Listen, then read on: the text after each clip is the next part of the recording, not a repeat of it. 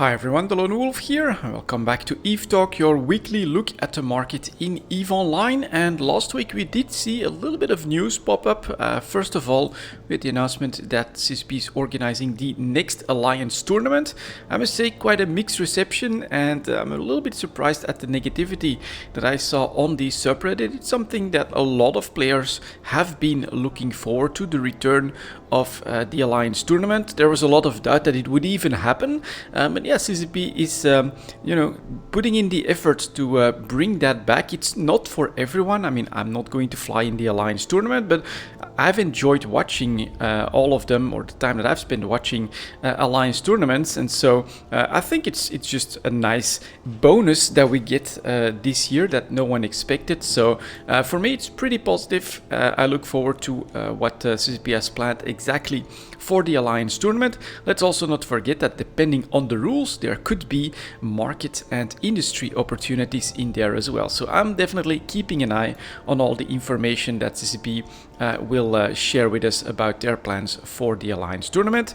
Second bit of an update, actually pretty important one potentially for this EVE Talk and for the upcoming EVE Talks, because CCP has announced that the bank heist is coming. So the keys for the reserve banks for the nullsec ratters are going to be available in lowsec only, and then it's got a whole mechanic that really starts to look like very gamified. I'm hoping that it's all still fits within the EVE Online ecosystem. I think it's all quite all right. Yeah, that's all up for testing on CC, and that could potentially, within a certain amount of time, unlock up to 20 trillion ISK of liquid ISK, which could be very inflationary for some goods on the market as well. I myself have actually been focusing on being where the players are not. I've been doing a lot of exploration in the Mars space, been enjoying my time there, and that's also where I had an Enforcer that got a massive buff with drones, extra high slot, extra weapon slot as well, and that all of a sudden became a very competitive exploration ship. Definitely having fun doing all of that. So next up, let's take a quick look at the New Eden store, see what's happening over here, if we've got sales or specials or anything like that. We've got the Claim More Freedoms Revolution skin, so Minmatar skins, of course, front and center with the current events that are happening in Minmatar space. So a couple of new ones as well. Ice Panther, Ice Blade, Gorilla. Is it really new? Have we seen something? No, not with the blue in the back there, I guess, but we have seen that pattern before. Overall, we don't see any sales here. Let's take a quick look at the services. That all looks pretty normal as well. All right, let's move on to the market then. We will start with some plex and stuff, and that will be at 310. Like that. And yeah, let's just dive right in. Here is the chart for plex. A little bit of hesitation, but we've seen that before. Here, and now here. A little bit of hesitation to really keep pushing through, but the trend is clearly still upwards. We are now going through the 2.7 million mark for the average price on the chart, and you can still see a healthy margin between 5-day moving average, 20-day moving average. So we're still pushing that price up quite nicely. Sellers have gone up to 2.9 million almost in GTA 4.4. In the player-owned trade hubs, it's above 2.8 million. And then the buyers are, let's take a quick look at that, still just below 2.7 million. But yeah, getting closer and closer to that. And so this is really going to be, I think, the real question. Personally, I think the announcement of the keys should put a little bit more inflationary pressure in this market. If buyers go up above 2.7 million, if there is enough demand for that, then we could be up for another leg up. On the other hand, if sellers are starting to come in with a little bit more supply at these high prices, they could keep that in check at 2.8 million, and we could start to see a plateau. So those are the two directions that we could be going. But honestly, my expectations is that we could go for another leg up on the bank reserves that will eventually be unlocked there, and then we could be looking at a 1-year high point for plex way sooner than what I thought. Middle of the summer also. could have like a normal, reason as well. Fewer players playing the game at the moment also means lower supply, and the players that tend to stick around are those that can play for free and play Omega for free, of course, since they can plex their accounts, usually have reserves. So we could definitely be up for another increase in price, but know that we have reached 2.7 million, high point of around 8-9 months ago, maybe 10 months ago, and so if you bought low at 2.2 and selling at 2.7 million, there's already a trade in here. You may just be a little bit too early to try to take advantage of the top, which is never easy, of course. Next up, the multiple pilot train certificate that should see a little bit of upwards pressure, and yes, that is happening as well, starting to reach the same price point as the high point right here in late October, around 1.4 billion. We're talking just below 1.4 billion for most sellers, and in GTA 4 almost 1.5 billion, where the buyers are going towards 1.3 billion, not really willing to go above that just yet. But it's here, the exact same story. We probably don't have that much supply, which should mean a little bit of an increased demand from people that plex their accounts through in-game currency.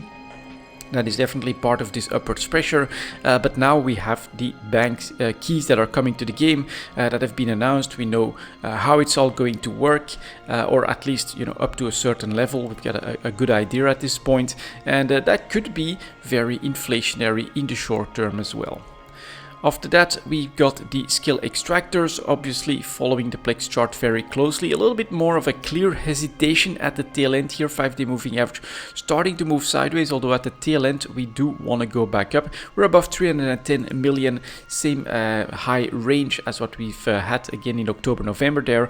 314 million for the sellers and 310 million for the first buyer here in GTA 4, 10 of them. That could signal that next leg up, because that's closed the gap down to 4 million. You can see 5-day moving average, 20-day moving average, definitely way I think in a bigger difference than that. And so here, if there's more competition after this 310, and if there is lower supply now because of what's happening with the summer slump, then yeah, we could start to chew through that 315 million, 316 million and start to see another leg up. And again, that same story as well, of course. Potentially 20 trillion is finding its way into the game, could get into the hands of plexers, could increase demand or the willingness to pay a higher price. So again, very nice potential trade, right? Buy below 260, sell at 310 million.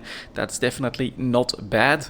But the question is, are we going to slow down at this point, or will we see another leg up because of the ISK that could be unlocked? After that, we've got the injectors. So let's start with the large scale injectors as always. All right, not as much of a trend break as what I expected. We basically bump back up to 600 million ISK on the chart, and that's where we are flat for most of the week. 610 million for the sellers, 577 for the buyers. Definitely, once you get into this much higher range of price point, you're seeing a lot more, I would say, inelasticity in the demand itself, right? People are hesitant to go in and just bid up for these large scale injectors. So way more hesitation. And then here another question that you can ask yourself, that I'm asking myself, is this really just the nature of large scale injectors, with being partly plex, partly skill points, which at the moment CSP is again very generous with skill points. So is all of that just creating a lag in the plex response to the price response of large scale injectors? That does mean that potentially you're still in a very good buy place. Or is it just that demand for skill points is almost non-existent, considering how easy it is to get a lot of them just by logging in, killing a couple of NPCs, you get a little bit of a boost. So that's really the difficulty here, right? If you look at what Plex has done, it looks like, which is a big part of the skill injectors, we're set for a very big increase in price. We could potentially go back to 700 million if we also have to reach back to the high points of the year. But So far, yeah, we're definitely very careful here with the skill injectors. I think small skill injectors will show something. No, again, showing something completely different, which I think gives a little bit of credence to what I just said. Where it's the 500 million, right? It's $500 million. You're not going to like buy 20 of these large skill injectors in a single go. Small skill injectors on the chart clearly breaking up.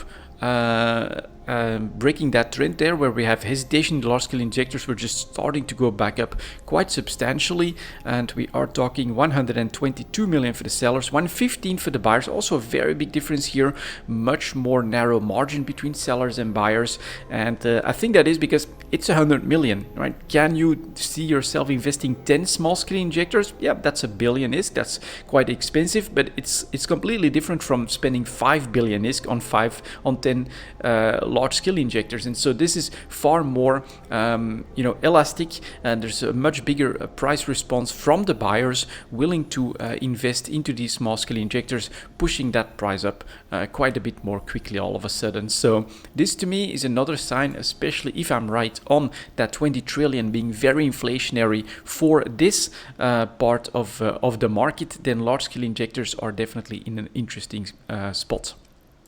Next up, we've got the daily alpha injectors struggling to maintain that 40 million last couple of days. Average price down to 37.5 million. Sellers breaking down a little bit. The first sellers are definitely coming in below 40 million ISK, 39.8 for the first seller here, and then 35.6 for the buyer. I think here, just lower activity means lower demand for these daily alpha injectors. Price-wise, supply-wise, this is probably at a low enough price point as well, where there's enough reserves out there, and it can basically go down in price on that lower demand. Lower activity, fewer alpha players playing, and trying to get that daily alpha injector fix, which is set at 40 million. Definitely a doable target for these alpha clones, and then you get like the full bonus if you're an alpha clone and you're within the limits of this daily alpha injector. Definitely a very efficient way as well of increasing your skill points, but summertime, lower need for that, and so now we are below that 40 million average price range. And then finally, we've got the hypercores that are going back up as well. I think here we've got that inflationary expectation as we've normalized towards a range that was also at the higher point of October, November, something like that. 286,000 for the sellers, 266,000 for the buyers. And here now I am going to say that this is my read on what's happening here. I cannot see this being a resurgence of the Hypernet relay because it's summertime, so we should also see slightly lower activity there. I mean, GTAD does always have a lot of Hypernet offers happening in local, but just lower activity should mean lower demand for that as well. But it's just inflation, which is the same story for Plex. I think there is going to be more ISK coming into the game. I think the war is also not as disruptive as what it was before. More people are ratting, doing PvE activities, and so inflation is starting to come back into the game, even though it is not exactly easy to make a lot of ISK in EVE Online at the moment. So these are going up as well. Next up, we've got the mineral market coming in at 1320. There we go. As always, we will start with titanium, very flat around that 4.5 ISK mark. A little bit of volume all of a sudden about 4 days ago. That's kind of interesting, but titanium, high-sec mining, still very popular. It gives you a certain sense of safety. 443 for the sellers, 431 for the buyers, so just below that 4.5 ISK range. And if you look at the volumes, 1 billion, 100 million, 200 million, we are definitely well supplied for the current needs, especially with the summer slump and then the slump after the April rush in industry. So overall, this is quite to be expected, and honestly, I would say that titanium is holding on quite nicely. Potentially, we could be going down in price to an even lower price point as long as industry doesn't pick back up. So that there's definitely the danger that titanium would be going lower. If there's any need for you to make ISK, then I would definitely sell that titanium right now, because you could be looking at lower prices later in the summertime. On the other hand, something that may be a little bit unintuitive, but there is a mechanic in the game that's also keeping things in check a little bit. I've seen a few threads on the subreddit that talked about the increased risk of ganking in high sec. Also a pretty normal consequence of the industry changes, because destroyers have gotten way more cheaper, have gotten a lot cheaper all of a sudden. They're still super easy to make, and so the threshold to actually have a successful gank economically has gone down. It's easier to go out there and gank stuff, which means that for people that want to go for full yield in Tech 2 mining ships, that's not a good idea. You're paper thin. Couple of destroyers can blow your ship away, and that could eventually also have an impact on supply, which could keep us in check. So we'll see how that campaign evolves and the impact that will have on supplies of especially the high sec minerals, of course, titanium pyrite and mexalon, but it could basically keep things in check, as it's very economical at the moment to go after some of the hulks and things like that when it comes to mining. And that means that you either go smaller, more tanked, lower yield, or you go bigger with the Orca, which is also, an Orca is not doing as much ore per minute as a Hulk, especially not when it's fully decked out for yield, but it's a way bigger target. You need a lot of people, I think, in order to gank an Orca successfully, and so as a result that's probably going to be a little bit better, a little bit safer from that perspective. But yeah, you also saw from one of my videos that to disrupt Orcas, all you really need is one good bumping Tech 3 cruiser, and then you can basically negate a lot of that mining potential as well. So there's cheap ways of disrupting high-sec mining, which could eventually mean that prices will remain in check for these as well. But on the short term, I would not be surprised if we would be going down a little bit. And so here we can see that in pyrite, for instance, a little bit of pressure does start to build on that 5-day moving average, which has crossed the 20-day moving average. Pyrite currently selling for 18.40 ISK. I think that's definitely way down from heading towards 20, which we saw happening a little bit last week. 17.38 for the buyers. I'd say, just a little bit of oversupply at the moment, considering the lower activity and industry activity. Then we've got Mexalon that is stalling its descent here, right? 5-day moving average wanting to get very close now to the 20-day moving average. So here I think we're slowly forming our bottom. 59.56, so we did go below 60 ISK for the sellers, 56.78 for the buyers. That is the current price of Mexalon, definitely below even the historical average of 75 ISK. So on the short term, don't expect too much to happen here in these minerals. We are under pressure from this big boom here, summertime. All of that together does create a very low demand for these high-sec minerals, and activity is still decently stable. I think that just like plexers, right, people that plex their account through in-game activities, they are definitely part of a player base that stick it out through the summer. High-sec miners, I think, tend to be a big part of that as well, especially once they scale up enough and they are able to do that, they tend to stick around. So I think for mining, there's still a decently high activity, considering the drop-off in industry, drop-off in destruction, in PvP and things like that we've seen in the summer. So not the best time to be mining price-wise, but yeah, at least we're keeping the machine well fed with a lot of minerals, cheap ones at that now.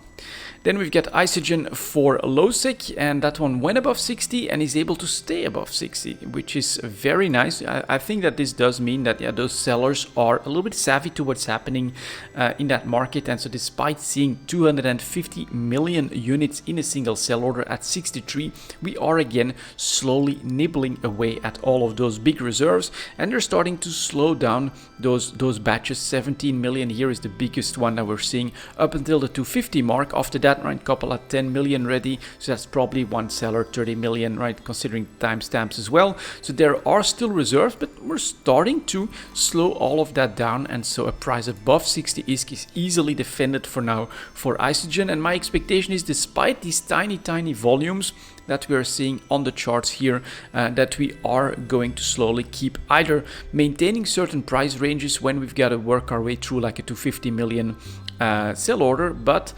slowly we are going to see that active supply against active demand decide for the price, and that's still going to be, in my opinion, higher than 62 ISK. Then we've got the Noxium chart that is responding a little bit more in line with the general story of lower activity and lower industry. So we are heading for 1000 ISK now, 1026 for the sellers, 997 for the buyers. That's really super narrow margin as well at around 1000 ISK. We're still quite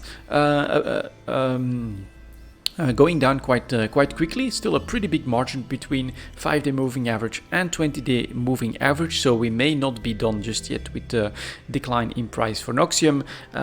This again in line with the summertime. Perhaps we could see an even lower bottom, but then eventually after the summer I do think that activity will pick back up again and that we will start to see a bottom form. Then we've got the Zydrine chart from Nullsec, very flat at a price well below 1000 though, 838 for the sellers and 817 for the buyers. I'm going to say here that this is cartel that is adapting itself, I would say, to the lower demand. You can clearly see that in the volumes here. Why hasn't the price crashed? Well, because Nullsec is then just not supplying as much and trying to keep the price in check, despite pretty much all of the other minerals being under pressure except for Isogen. And so yeah, this is the real uniqueness to Zydrine and to Megasite, is that it is mostly controlled by the big Nullsec blocks, and that gives them a lot of power. They set the price, they decide, set the supplies as well. This does give them a lot of power. It also means a decent amount of stability, especially in a low demand situation like now. Then we've got the Megasite chart. You can see that just bouncing right around that 600 ISK. In fact, it's been doing so for most of the year already. 620 for the sellers, 551 for the buyers, showing there's not that much demand, and so the suppliers have to be careful. A single sell order of a couple million units can easily put more pressure on the price again. Right now we're above 600. We could find our way very quickly to below 600 on this one thing. Of course, it's not a single entity that is deciding on supplies of Megasite and Zydrine. There's still a little bit of competition in there, so now seeing a 620 price, I fully expect some Nullsec suppliers to decide, all right, let's put some more Megasite on the market, and we're willing to go back down to below 600 ISK. That's where they'll slow down again. So this is the trend that we're seeing in Megasite.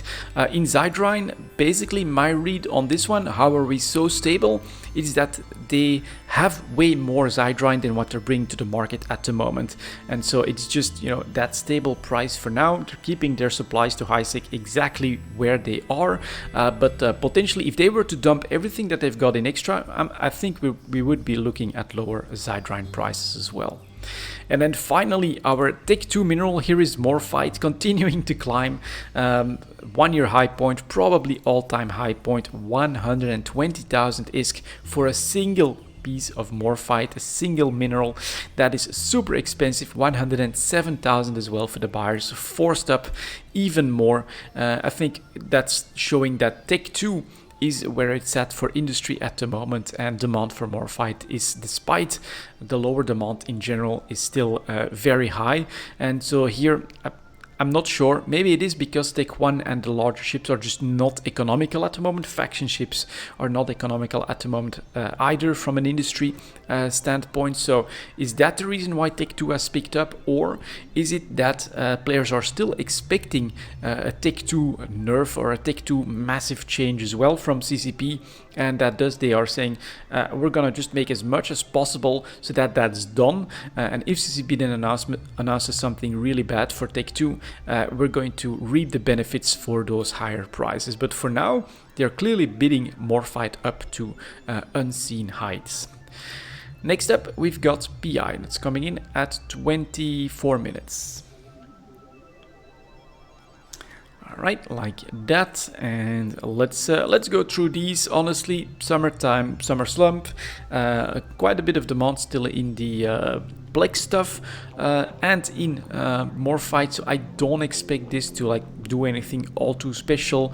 We've got advanced PI material here with broadcast nodes that actually went up a little bit towards 1.7, yeah, actually almost 1.9 million for the sellers, 1.6 million for the buyers. So I do think that this is due to the industry changes. You need some of these advanced PI materials to, for instance, build carriers, maybe even battleships and things like that. I'm not exactly sure if it's up already in the battleships as well, but there is more demand, and what we're seeing because of that, because there's way more usage of these advanced PI materials throughout the entire industry thing, is that whenever or industry cycle I should say, whenever prices do start to slump a little bit, there's always a couple of parties ready to snatch up those cheap broadcast nodes, and thus to bring the sell price potentially up towards 1.9 million. So definitely one of the winners, I would say, for the industry changes will be these advanced PI materials that have really recovered their price from that slump here down to less than $1 million ISK, have almost doubled in price, and in the last couple of months have been able to maintain that, showing that there is this demand response to lower prices now. Not such good news for the refined PI materials. Most of these are struggling with way too much supply or way too low demand, whichever way you want to go. 7,200 for the seller, 6,600 for the construction blocks. Normal historical price at least above 10k, if not above 11,000 ISK. So this is definitely in a very bad spot.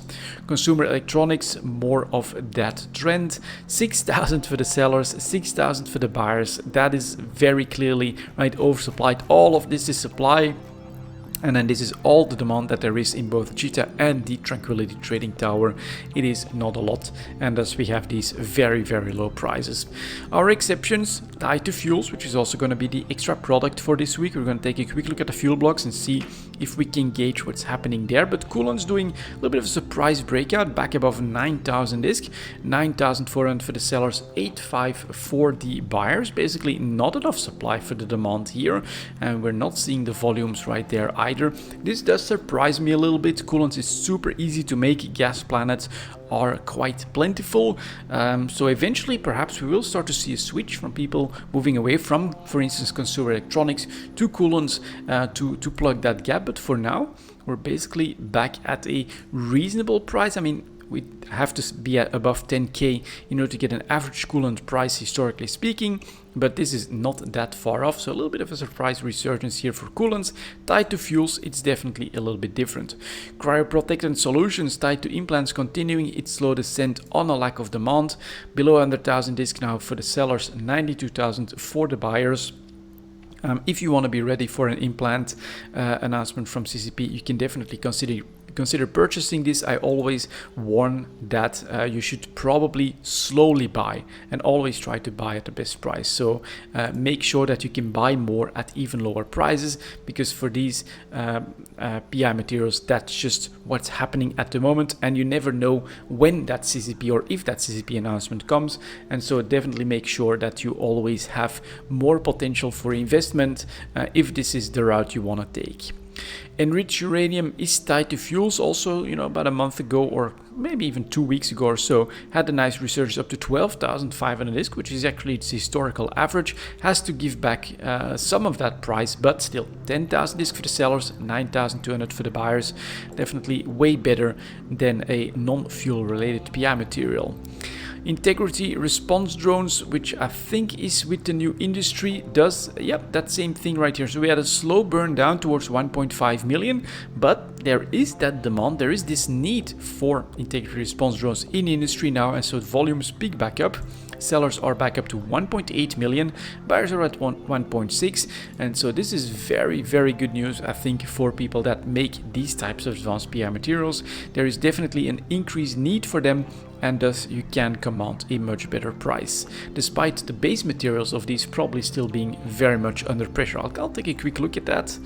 Let's see if I can find this industry. Can I find the blueprint or something? Industry? No, that's what it's required for.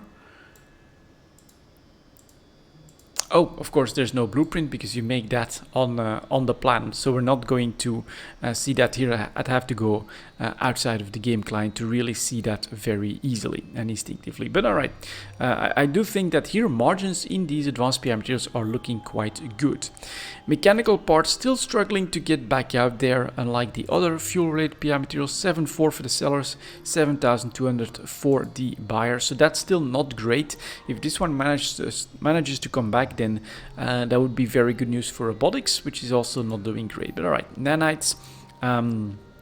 Still under pressure as well, 5,100 for the sellers and 4.7 for the buyers. So now you can buy well below 5,000 disc.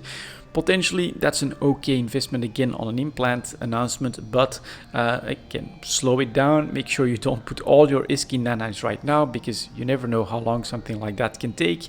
And through the summer, I don't expect increased demand all of a sudden. Nano factories still under pressure a little bit, 730,000 for the sellers, 711,000 for the buyers.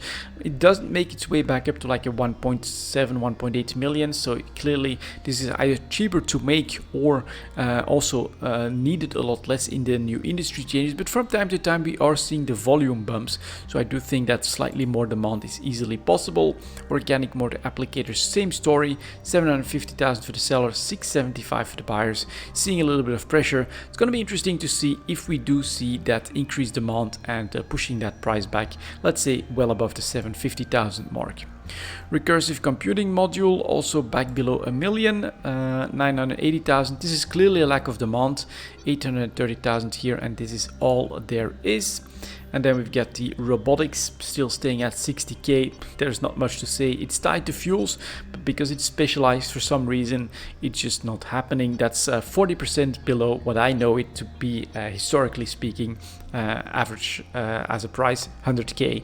So that's really very far away from that. And then we get another one that's doing the bounce. Advanced PI materials for self-harmonizing power core. Again, clearly in another price range as some of the others, but went to 1.5 million. Here are the purchases, and we bounce back up to 1.7 million for the sellers and just below 1.5 for the buyers. Sterile conduit is seeing a little bit of pressure down to 1 million. Comi superconductors, yeah, still I would love to buy even lower than this, but you're buying below 60,000 disc, so that is not that bad again for the implant.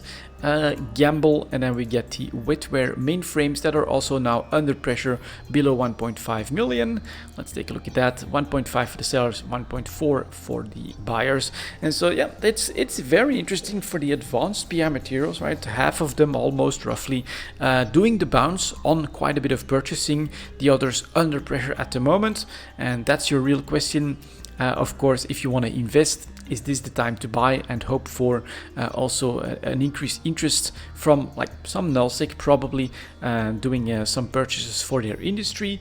Then that could be quite profitable, but the bounces are not like 20% or anything like that, so they would be tiny trades, but potentially they are clearly there. We'll see next week. Next up, advanced moon materials, 32.35. Let's take a look at that. With more fights still up, I'm going to say a lot of Tech 2 production, and here is crystalline carbonite. Did make its way back to 225, 1-year high point just last week, so we are moving back down, but we are talking 206 ISK for the sellers, 175 for the buyers, despite not that much in buy order demand. We're still way above 200 ISK for the sellers, which is still a very good price. We're still paying a big premium for the carbide-like materials, at least for this one. Next up, we've got titanium carbide for Caldari, also landing around the 200 ISK mark, 191 in fact for the sellers, 182 for the buyers. So here we're starting to lose some of our feathers, but looking at the chart from the start of the year, there's still clearly a premium to be paid. Then we've got the Fernite carbide for Minmatar, doing a bit of a bounce from 150 back to that premium price above average. I would say 170 for the sellers, 150 for the buyers. Demand is not that high, so it's clearly a supply game that's pushing the price up and down. Well, it is advanced materials, it's a reaction material, so you gotta produce that elsewhere, which again does provide that opportunity to dictate the price, as you have to import that into JITA. Then we've got the tungsten carbide for Amar, also doing a little bit of a bounce again from 175 to an above average price, 187 for the sellers, 170 for the buyers. I think this does indicate pretty strong Tech 2 production. Then we've got the metamaterials, which were still around average, but I'm going to say the same thing here, right? We got a little bit of pressure on photonic metamaterials for Galente, but we are still at 12,400 for the sellers, 12,000 for the buyers, and this despite the summer slump. I mean, 12.5 is actually an okay price for photonic metamaterials. This to me again indicates that Tech 2 is still moving quite strongly. Then we've got nonlinear metamaterials for Caldari, actually, yeah, right around its average here for the chart as well. 24,000 almost for the sellers, 22,000 for the buyers. Next up, we've got Minmatar, which is plasmonic metamaterials, dropping off a little bit, but coming from a price of almost 25,000 ISK, now down to 18,000. Bit of volatility here, potentially tradable volatility as well. 17,400 for the buyers. Looking at the full chart here, it's still definitely okay. Looking at pretty high activity for this summertime. And then for Amar, it's terahertz metamaterial. This one is dropping off a little bit more sharply. That could be an indication that the good times may not be lasting forever. This is quite sharp. 16,000 for the sellers and 14,000 for the buyers. And perhaps finally demand is starting to drop off, but it's really the only one in this entire segment so far that has dropped off sharply when it comes to very clearly like Tech 2 ship production and things like that. So is this the canary in the coal mine? Potentially, and that would then mean that we could eventually see a drop off in Morphite as well, or a stall at least to that increased price, but I wouldn't bet on it on just a single metamaterial dropping off all of a sudden. That could also be like a supply glut that it can temporarily be absorbed. If by next week we're back up and all the others remain at their margins, then I'd say no, but let's keep that in mind. Eventually summertime could also erode that Tech 2 activity. Then we've got the fermionic condensates for the other advanced move materials. I do think that it's generally the oversupplied situation that we are in. So fermionic condensates, clearly 5-day moving average here, dropping off well below 20-day moving average. 66k for the sellers, 50,000 for the buyers. That's demand just dropping off below the entire chart. Then we've got ferrogel, same story, 1-year low point or very close to that. 31,000 for the sellers, 29,000 for the buyers. Fulleриdes trying to defend 750. 770 for the sellers and 726 for the buyers. Again, not a lot of demand at the moment. Hypersynaptic fibers, very flat. Nano transistors, back below 5,000 is clearly a little bit of pressure mounting here as well. 4,800 for the sellers, 4,600 for the buyers. Then we've got the phenolic composites that is stalling the descent, so back on a normal price from the start of the year. Still 1,700 for the sellers, that is still a slight premium. 1,600 for the buyers as well. And then finally the ceramic fibers continuing to see pressure. Are we below 400 ISK? No, 420 for the sellers, 380 for the buyers though. So the story of lower demand in the other advanced move materials does still seem to be pushing prices lower and lower as well. And then you could say, oh man, that looks really nice, right? Ferrogel, look at that, investment time. Summer slump, lower demand, let's invest in ferrogel. Well, there is this one thing, perhaps the same reason why Tech 2 is in such a rush at the moment. You never know what CCP announces, and that could be bad news as well. So overall, I would be careful. I would definitely not bet the farm on any of these decreases in price either, but perhaps some small investments could become, on the medium to longer term, right after the summer slump, could be very interesting as well. But keep one thing in mind, CCP did mention when the first industry changes were announced that this is part of a bigger plan and a full overhaul, so Tech 2 could still be next, and that could disrupt all your investments in this category as well. Next up, Tech 2 ship market at 38.50. like that. I am going to open this up, but I haven't done any active trading last week. Spent most of my time just doing a little bit of exploration. So let's go through these and let's see what we're spotting. Basilisk slowly down below 230 million, but not crashing either. 243 million for the sellers, 210 for the buyers. So here, same story. Lower demand, lower activity, lower demand is putting pressure on the price. We're actually just opening up a margin, and these sellers are very careful to dump these Tech 2 ships, at even lower prices. So to me, that again confirms that story, that people that are making Tech 2 stuff are actually building up reserves, expecting something to happen later down the line. But the buyers are dropping off, demand is dropping off due to lower activity in the game. Then we've got the Cerberus dropped off to 230 and is bouncing back up a little bit on that. 235 for the sellers, 213 for the buyers. But you can see that the potential volatility here is way above and way below this price point. So I wouldn't be trading on this just yet. Then we've got the Guardian. That's pretty nice volatility, right? Made its way back to 210 million, unfortunately, or yeah, I made Guardian. I don't hold it. Yeah, I do hold the Guardian at 185 million. 204. I could still make a little bit of profit, but you can see the buyers again are already competing with my price. So this is where we've got the drop off, which does mean that it's gonna be difficult to really make some of these super big trades happen in the short term, but perhaps you could invest, of course, at the right time as well if you expect a bounce or a big CCP change to potentially increase price for these Tech 2 ships as well. Then we've got the Hound, which again, not enough volatility for me to trade on. High points going down, low points going up. That is definitely not great news if you're looking to actively trade. 28 million for the sellers, 24 million for the buyers.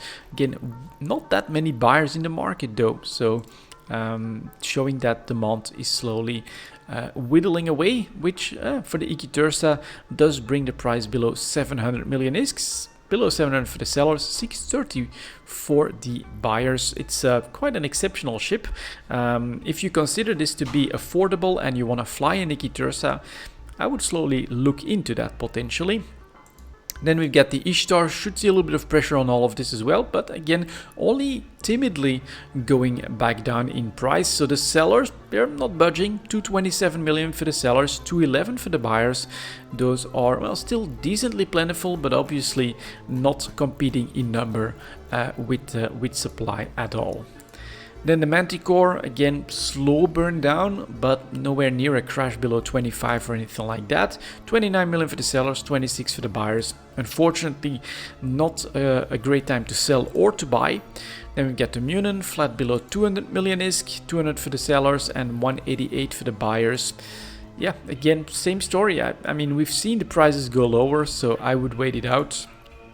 Then we get the Nemesis. This could actually become one of the fastest Tech 2 ship segments that we've ever done, because we're just slowly going below 25 million, but we clearly nowhere near bottom prices. 25 just below that for the sellers, 23 million still for the buyers, but it's not a lot of them anymore.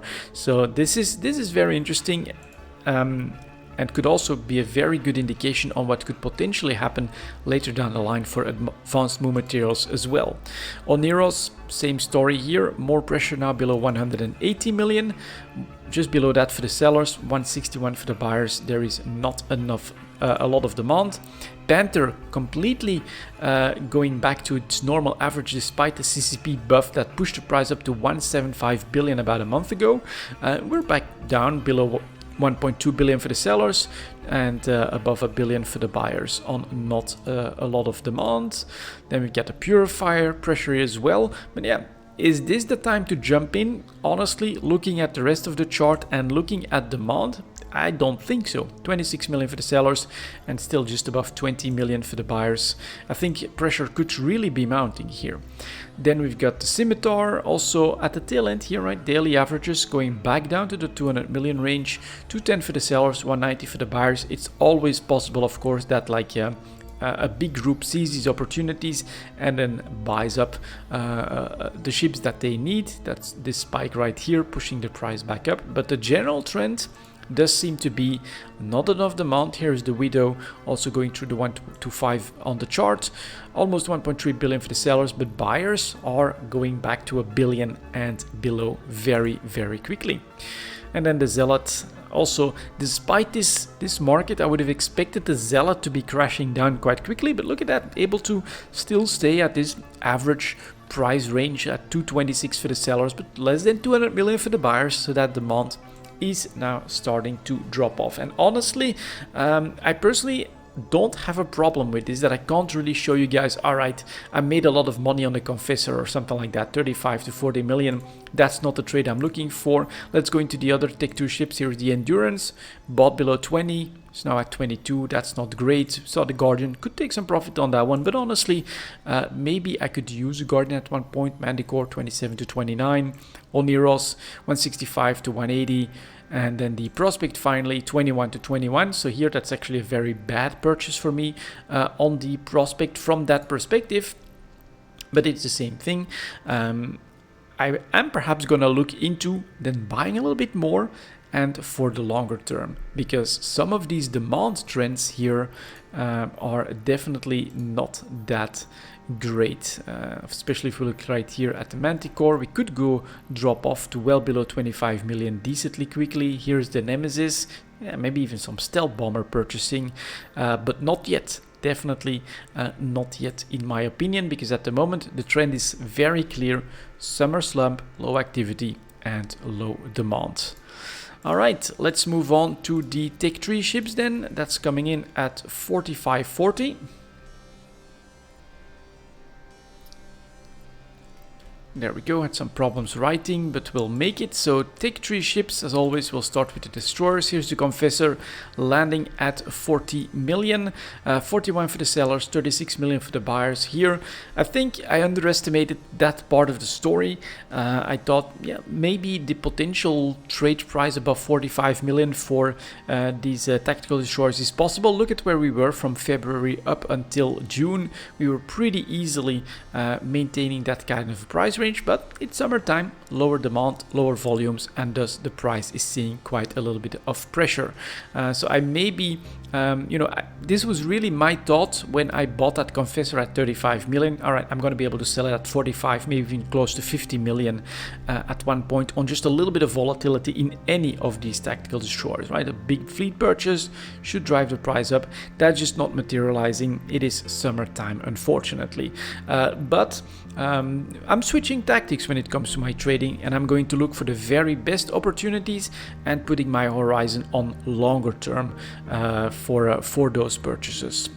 Then we've got the Hecate, you can see that here as well, starting to see a little bit of pressure down here at the tail end as well, heading for 47 million for the sellers, 43 for the buyers. This is still definitely pretty decent, but I think eventually this premium is going to start to draw in enough supply.